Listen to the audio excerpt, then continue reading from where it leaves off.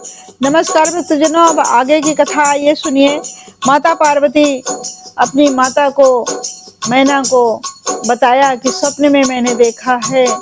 जो माता ने स्वप्न देखा था पार्वती ने, वो अपनी माँ नैना को बताया। और उसके बाद पार्वती जी की माता ने कहा, हे पुत्री, जाइए व्रत कीजिए, तप कीजिए। व्रत करने से, तप करने से ही सब कुछ मिलता है। तप के बल से ही, तप बल रचई प्रपंच विधाता, तप बल विष्णु करहि जगताता, तप बल शंभु करहि संहारा, तप बल से सुधरहि महि भारा। इसलिए हे पुत्री, तप से ही के बल से ब्रह्मा संसार की रचना करते हैं, और तप के बल से ही विष्णु सारे जगत का पालन करते हैं। तप के बल से ही शंभु रुद्र का रूप धारण करते, संहार करते हैं, और तप के बल से शेष जी पृथ्वी का भार धारण करते हैं। तो हे पुत्री, इसलिए जा करके आप तप करो शिव जी को प्राप्त करने के लिए, अपने पति को प्राप्त करने के लिए। तब वेदशिरा मुनि ने आकर सबको समझाकर कहा। पार्वती जी की महिमा सुनकर सबको समाधान हो गया। प्राणपति शिव जी के चरणों को हृदय में धारण करके पार्वती जी वन में जाकर तप करने लगी। पार्वती जी का अत्यंत सुकुमार शरीर तप के योग्य नहीं था, तब भी पति के चरणों का स्मरण करके उन्होंने सब भोगों को त्यज दिया। स्वामी के चरणों में नित्य नया अनुराग उत्पन्न होने लगा, और तप में ऐसा मन लगा कि शरीर की सारी सुध बिसर गई। 1000 वर्ष तक उन्होंने मूल और फल खाए, फिर 100 वर्ष साग खाकर बिताए।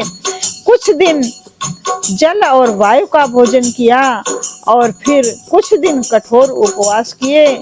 जो बेलपत्र सूख कर पृथ्वी पर गिरते थे, 3000 वर्ष तक उनको खाया पार्वती जी ने। फिर सूखे पर्ण अर्थात पर्ण माने पत्ते, फिर सूखे पत्ते भी खाना छोड़ दिया। फिर पार्वती जी का नाम तभी से अपर्णा हुआ। तप से उमा का शरीर छीण देखकर आकाश से गंभीर ब्रह्मवाणी हुई। क्या ब्रह्मवाणी होती है? भयो मनोरथ सुफल तव, सुन गिरिराज कुमारी, परिहर दुसह कलेश सब, अब मिली हैं त्रिपुरारी। हे पर्वतराज की कुमारी, सुन, तेरा मनोरथ सफल हुआ। तू अब सारे असह्य क्लेशों को, कठिन तप को त्याग दे। अब तुझे शिव जी अवश्य मिलेंगे। हे भवानी, धीर मुनि और ज्ञानी बहुत हुए हैं, पर ऐसा कठोर तप किसी ने नहीं किया। अब तू इस श्रेष्ठ ब्रह्मा की वाणी को सदा सत्य और निरंतर पवित्र जानकर अपने हृदय में धारण कर। जब तेरे पिता तुझे बुलाने को आवें, तब हाथ छोड़कर घर चली जाना, और जब तुम्हें सप्तऋषि मिलें, तब इस वाणी को ठीक समझना।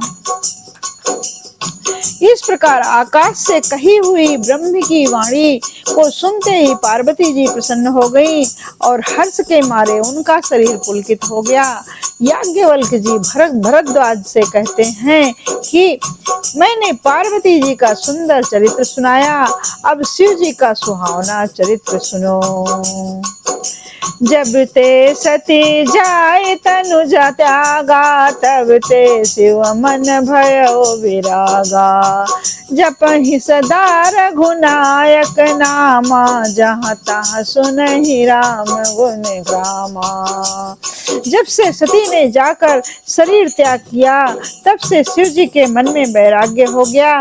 वे सदा श्री रघुनाथ जी का नाम जपने लगे, और जहाँ तहाँ श्री राम जी के गुणों की कथाएं सुनने लगे।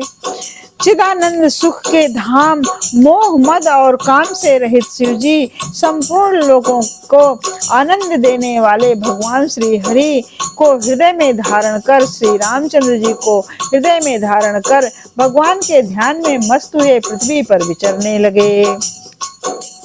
वे कहीं मुनियों को ज्ञान का उपदेश करते और कहीं श्री रामचंद्र जी के गुणों का वर्णन करते। यद्यपि सुजान शिव जी निष्काम हैं, तो भी वे भगवान अपने भक्त सती के वियोग के दुख से दुखी हैं। इस प्रकार बहुत समय बीत गया। श्री रामचंद्र जी के चरणों में नित्य नई प्रीति हो रही है। शिव जी के कठोर नियम, अनन्य प्रेम और उनके हृदय में भक्ति की अटल टेक को जब श्री रामचंद्र जी ने देखा, तो तब कृतज्ञ उपकार मानने वाले कृपालु रूप और शील के भंडार महान तेज पुंज भगवान श्री रामचंद्र जी प्रकट हुए। उन्होंने बहुत तरह से शिव जी की सराहना की और कहा कि आपके बिना ऐसा कठिन व्रत कौन निभा सकता है। प्रगटे राम कृतज्ञ कृपाला, रूपशील निधि तेज विशाला, बहु प्रकार शंकर ही सराहा, तुम बिन कस व्रत को निर्वाहा। भगवान शंकर की बहुत प्रकार से श्री रामचंद्र जी ने सराहना की और कहा कि तुम्हारे जैसा ऐसा व्रत कोई और दूसरा उसका निर्वहन नहीं कर सकता। श्री रामचंद्र जी ने बहुत प्रकार से शिव जी को समझाया और पार्वती जी का जन्म सुनाया।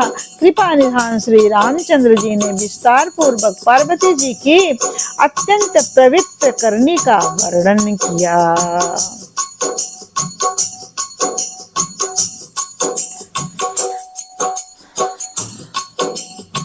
फिर उन्होंने शिव जी से कहा, हे शिव जी, यदि मुझ पर आपका स्नेह है तो आप मेरी विनती सुनिए। मुझे यह मांगे दीजिए कि आप जाकर पार्वती जी के साथ विवाह कर ले। शिव जी ने कहा, यद्यपि ऐसा उचित नहीं है, परंतु स्वामी की बात भी मेटी नहीं जा सकती। हे नाथ, मेरा यही परम धर्म है कि मैं आपकी आज्ञा को सिर पर रखकर उसका पालन करूं। शिव जी भगवान ने इस प्रकार श्री रामचंद्र जी अंतर्यामी को कहा। पिता माता गुरु और स्वामी की बात को बिना विचारे ही शुभ समझकर करना और मानना चाहिए। फिर आप तो सब प्रकार से मेरे हितकारी हैं। हे नाथ, आपकी आज्ञा मेरे सिर पर धार्य करता हूँ। शिव जी की भक्ति ज्ञान और धर्म से युक्त वचन रचना सुनकर प्रभु श्री रामचंद्र जी संतुष्ट हो गए और प्रभु ने कहा, हे हर, आपकी प्रतिज्ञा पूरी हो गई। अब हमने जो कहा है उसे हृदय में रखना। इस प्रकार कहकर श्री रामचंद्र जी अंतर्ध्यान हो गए। शिव जी ने उनकी वो मूर्ति अपने हृदय में रख ली। उस समय सप्तऋषि शिव जी के पास आए। प्रभु महादेव जी ने उन्हें अत्यंत सुहावने वचन कहे। आप लोग पृथ्वी के पार्वती के पास जाकर के उनके प्रेम की परीक्षा लीजिए और हिमाचल को कहकर उन्हें पार्वती को लिवा लाने के लिए भेजिए तथा पार्वती को घर भिजवाइए और उनके संदेह को दूर कर दीजिए। ऋषियों ने वहां जाकर पार्वती जी को देखा। कैसी देखा? मानो मूर्तिमय तपस्या ही हो। बोले, मुनि, हे शैल कुमारी, सुनो, तुम किस लिए इतना कठोर तप कर रही हो? तुम किसकी आराधना करती हो और क्या चाहती हो? हमसे अपना सच्चा भेद क्यों नहीं कहती? पार्वती ने जी ने कहा, बात कहते मन बहुत सकुचाता है। आप लोग कहीं मेरी मूर्खता सुनकर हंसेंगे।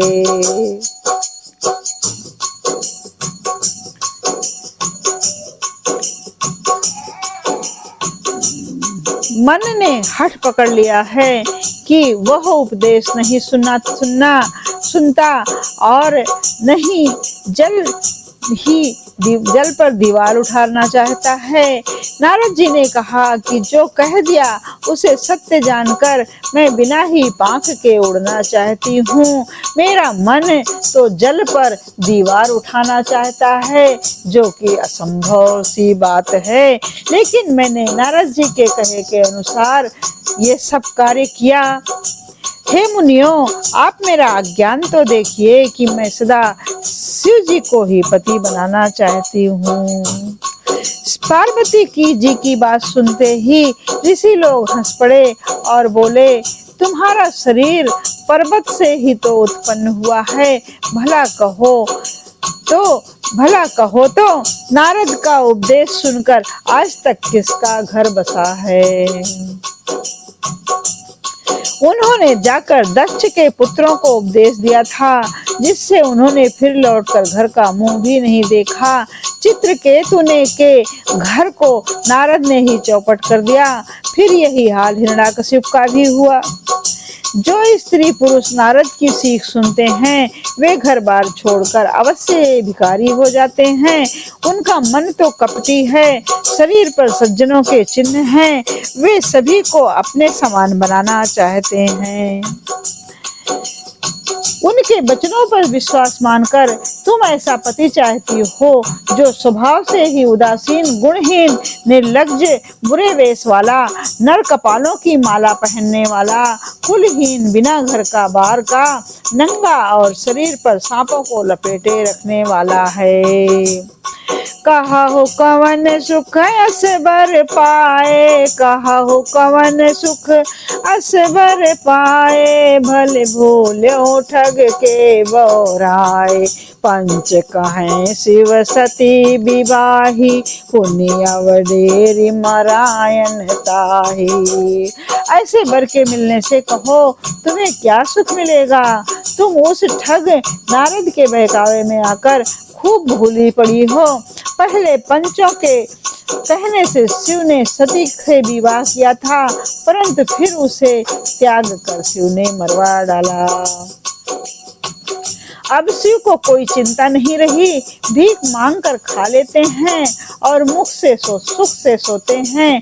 ऐसे स्वभाव से ही अकेले रहने वाले के घर भी भला क्या कभी स्त्रियां टिक सकती हैं। अब भी हमारा कहा मानो, हमने तुम्हारे लिए अच्छा वर विचारा है। वो बहुत ही सुंदर, पवित्र, सुखदायक और सुशील है, जिसका यश और लीला वेद गाते हैं। वो दोषों से रहित, सारे सद्गुणों की राशि, लक्ष्मी का स्वामी और बैकुंठपुरी का रहने वाला है। हम ऐसे वर को लाकर तुमसे मिला देंगे। यह सुनते ही पार्वती जी हंसकर बोली,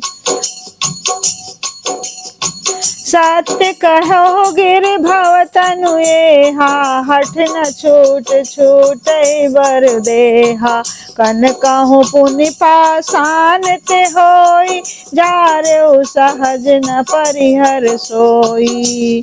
आपने ये सत्य ही कहा कि मेरा ये शरीर पर्वत से उत्पन्न हुआ है, इसलिए हठ नहीं छूटेगा। शरीर भले ही छूट जाए, सोना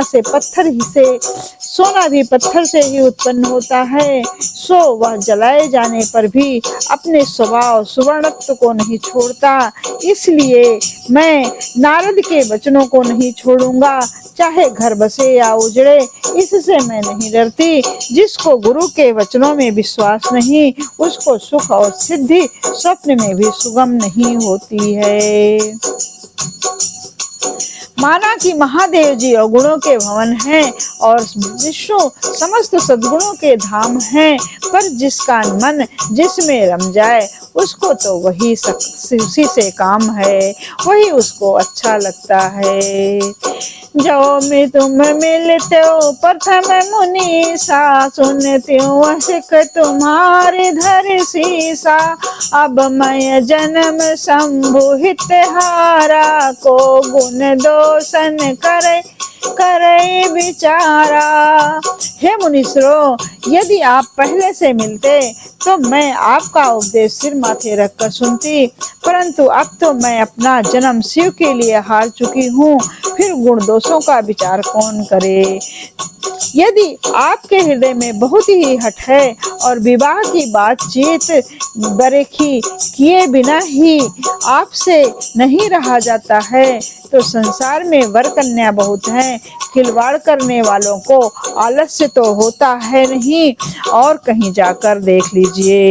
इस प्रकार से पार्वती माता कहती हैं, जन्म कोट लग रगर हमारी, बरऊ शंभुनत रहूं कुंवारी, तजौन नारद कर उपदेशु, आप कहें सत्य बार महेशु। मेरा तो करोड़ों जन्म तक यही हट रहेगा कि या तो शिव जी को वरूंगी, नहीं तो कुमारी ही रहूंगी। स्वयं शिव जी 100 बार कहें तो भी नारद के उपदेश को नहीं छोड़ूंगी। जगत जननी पार्वती जी ने फिर कहा, मैं आपके पैरों पर पड़ती हूँ, आप अपने घर जाइए, बहुत देर हो गई। शिव जी में पार्वती जी का ऐसा प्रेम देखकर ज्ञानी मुनि बोले, हे जगत जननी, हे भवानी, आपकी जय हो, आपकी जय हो। मैं आप माया हैं और शिव जी भगवान हैं, आप दोनों समस्त जगत के माता पिता हैं। यह कहकर मुनि पार्वती जी के चरणों में सिर नवाकर चल दिए। उनके शरीर बार बार पुलकित हो रहे थे। मुनियों ने जाकर हिमवान को पार्वती जी के पास भेजा और वे विनती करके उनको घर ले आए। फिर समस्त सप्तऋषियों ने शिव जी के पास जाकर उनको पार्वती जी की सारी कथा सुनाई। पार्वती जी का प्रेम सुनते ही शिव जी आनंद मग्न हो उठे। सप्तऋषि प्रसन्न होकर अपने घर ब्रह्मलोक को चले गए। तब सुजान शिव जी को मन स्थिर करके रघुनाथ जी का ध्यान करने लगे। उसी समय तारक नाम का असुर हुआ, जिसकी भुजाओं का बल, प्रताप और तेज बहुत बड़ा था। उसने सब लोक और लोकपालों को जीत लिया था। सब देवता सुख और संपत्ति से रहित हो गए। वह अजर अमर था, इसलिए किसी से जीता नहीं जाता था। देवता उसके साथ बहुत तरह की लड़ाइयां लड़कर हार चुके थे। तब उन्होंने ब्रह्मा जी के पास जाकर पुकार मचाई। ब्रह्मा जी ने देवताओं को दुखी देखा। ब्रह्मा जी ने सबको समझाकर, इस दैत्य की मृत्यु तब होगी जब शिव जी के वीर से पुत्र उत्पन्न हो। इस युद्ध में वही जीतेगा। जय सिया राम, जय जय सिया राम, जय राम जय राम, जय जय राम, जय सिया राम, जय जय सिया राम, जय राम जय राम, जय जय राम, जय सिया राम, जय जय सिया राम।